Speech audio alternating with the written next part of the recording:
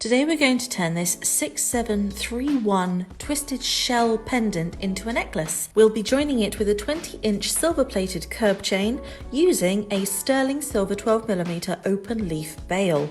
Now if I get my round nose pliers in here and gently prise it open, you can see the 925 stamp that is indicative of sterling silver. The great thing about sterling silver, it is soft enough that you can get your pendant in there and press the pendant bail closed with your fingers. And now we have a problem. The bail and the chain don't line up. If you were to put it on its own, it would end up side on. So the way we're going to fix this is by using jump rings. These are 4mm open jump rings, and you just gently twist them open using your pliers, then slot on your pendant bail, thread the chain in while it's still open, and then you're going to twist it shut again and you're going to have a finished necklace.